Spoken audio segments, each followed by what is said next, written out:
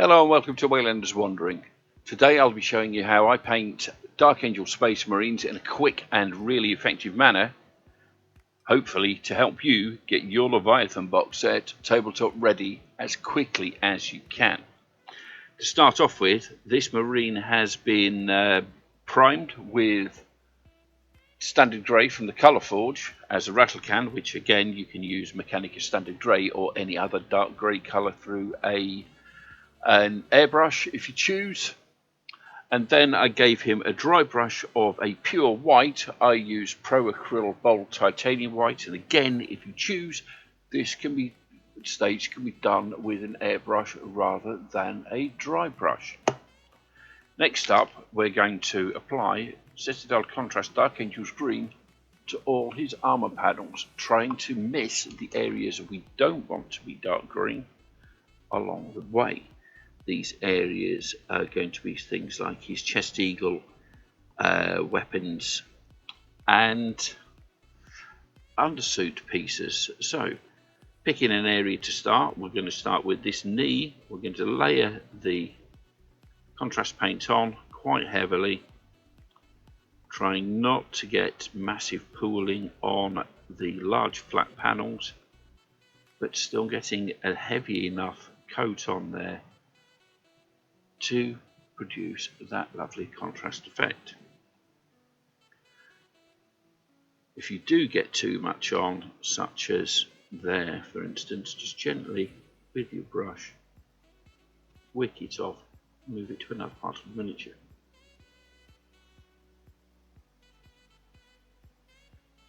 With Citadel contrast then in particular, you need to be working relatively quickly. They do have a short drying time, though if you're using such as the Vallejo Express Color paints, they are a little slower on the drying time. You get a little bit more working time, and they are actually ever so slightly heavier paints, thicker I suppose, and can therefore be used on a wet palette for those of you who are batch painting. It makes life a little easier. I've found that speed paints from the Army Painter are a little thinner than the Games Workshop ones, so definitely cannot be used on a wet palette, but do have a similar drying time. Make of that what you will. That's my phone beeping in the background if you heard it.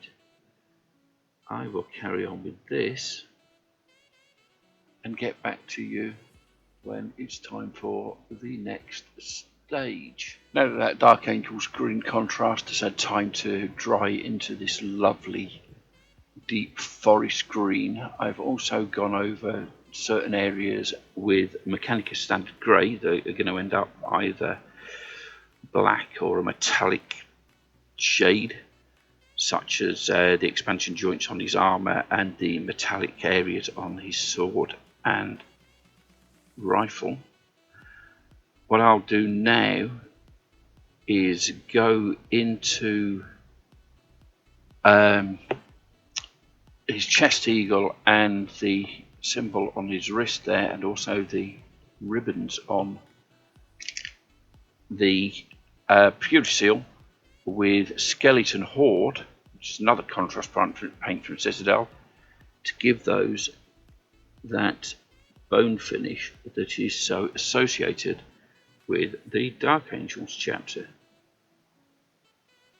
Because these are quite heavily detailed areas, it is safe to say, and it is safe to actually do, that you can put on quite a heavy coat, because you want it to settle into all of these recesses and leave the tops a little paler. Now, if you don't have Skeleton Horde, you can just as easily do this with any other sort of bone coloured paint, such as the Ashabti bone and such, or you can even do them in gold if you prefer. But once this is dried and you've had a chance to have a look at it, I think you'll come round to my way of thinking and go for this beautiful bone shade.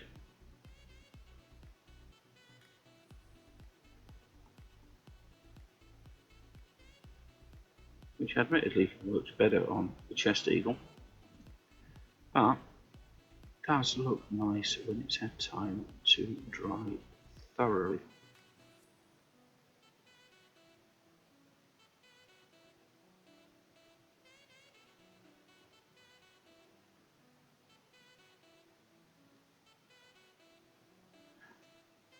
And we get coverage like so.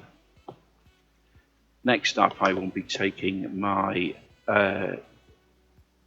Citadel Black Legion and doing the expansion joint.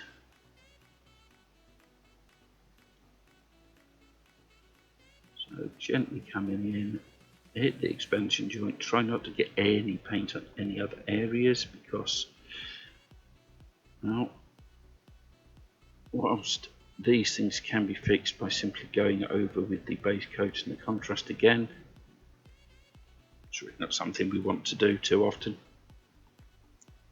I mean, there is such a thing as making too much work for yourself.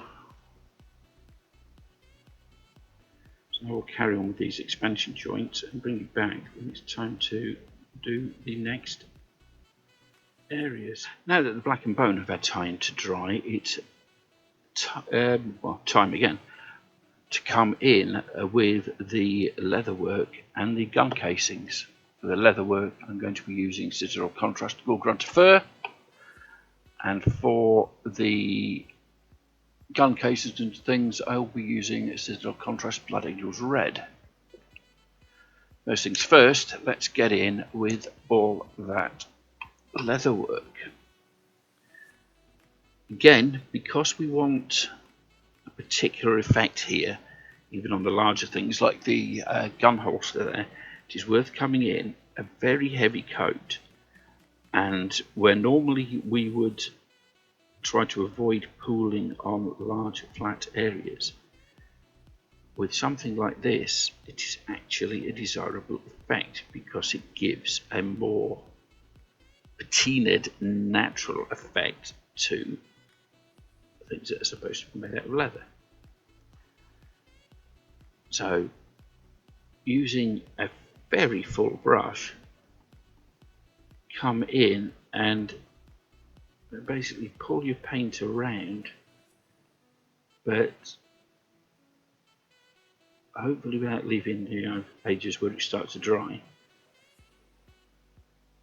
but leave some kind of puddly bits, as we see here down the body of the holster. And you can thin these out and move them a little bit if you prefer, but I think that they give that lovely patinaed, aged, sort of realistic effect to any leather that you may get on a miniature, and this technique will work for any miniature with leathers, whether it be belts and pouches and such on other military miniatures, or indeed if you're playing a fantasy game and your character is wearing leather pants or a leather jerkin, it will work there equally well. So I will carry on, get with this brown, and then do the weapon casings, and I'll bring it back for the metallics. Now the weapon casings and leathers are finished and dried, it's time to move on to what will be the final stage for a tabletop ready miniature, the metallics. For this I will be using Citadel Colour Ironbreaker for all the metallic parts,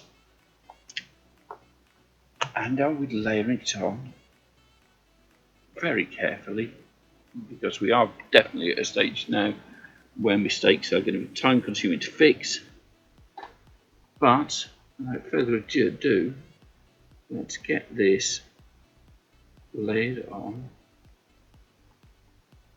and our miniature complete.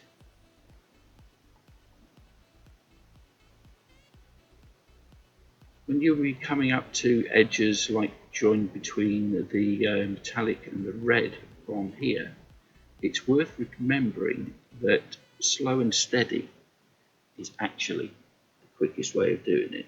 But if you do it slow and steady, avoiding mistakes, you don't need to go back and fix anything bitter. And that can kind of be a motto for everything in life, I would say. Slow and steady is quite often faster than fast and slapdash. But anyway, I will slow and steady my way through these metallics and bring you back in for a quick chat in a minute. So there we have it, one tabletop ready, Dark Angels Assault Intercessor. If you see here, I've also gone over the metallic parts with a black wash. I like to use Vallejo game wash. You can use non-oil if you don't have the Vallejo or any other dark black wash. I just happen to prefer this one. I think it gives the best effect. Now, at this stage, you can base your miniature to match the rest of your army, stick him in the middle of his unit, and he will look just as good as everybody else. And you can leave the things I'm going to talk about now for a later stage. But what I like to do with a miniature when we get to this stage is to give it that extra little bit of a push. So I will be highlighting the red areas with an edge highlighter of Wild Rider Red. I will also be highlighting the Dark Angels green areas with an edge highlight of Warpstone Glow, and I will come in on some of the metallic parts near the tops with Stormhost Silver to give that a little highlight as well. Looking at the bone areas, if you wanted to, you could touch some white or creamy colour to those, maybe something like a pallid witch flesh thinned down, but I think that they've dried quite nicely and it is unnecessary. So with that in mind, I will come in with the Warpstone Glow. I will quickly show you some useful edge highlighting methods. Your paint for edge highlighting wants to be well thinned down slightly, maybe 1 drop of water to 3 drops of paint. Essentially, you want it thin enough that it will draw a thin, constant line of a semi-opaque, semi-translucent level, which I think we have here. So loading up our brush, but not so much that it floods, you take your brush at a 45-degree angle on a raised area. You can gently run that along so that it leaves a very thin line of paint along all of the areas like this. So something like this piece of armour here. Again, maybe the top of the belt buckle, like so. For areas where we can't get in for that particular technique, such as the top of the knee pad here, brace yourself against your table, so elbows on the table and brush. So, using the very tip of the brush, trace the line that you want. And if you need to come around to another area, rather than moving your brush, turn the miniature around and complete your highlights line. I'm a firm believer that edge highlighting is a less is more technique, so I will only be doing the upward facing areas, whereas some like to do, I'll highlight everything. It's not my preferred way of doing this method, but you can, if you wish, using the techniques I've just demonstrated. So brush at a 45-degree angle for things like the edge of the pauldron here.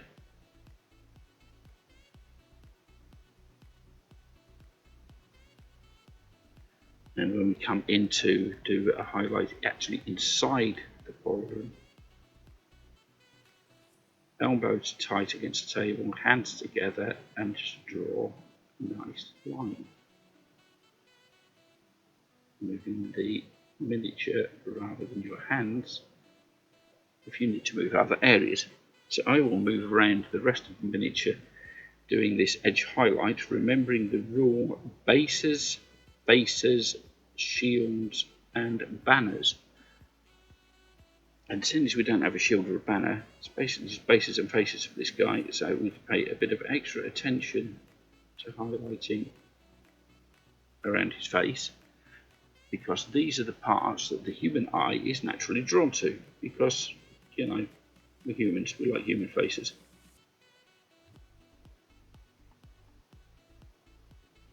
And again, I will crack on with this, and I'll bring you guys back in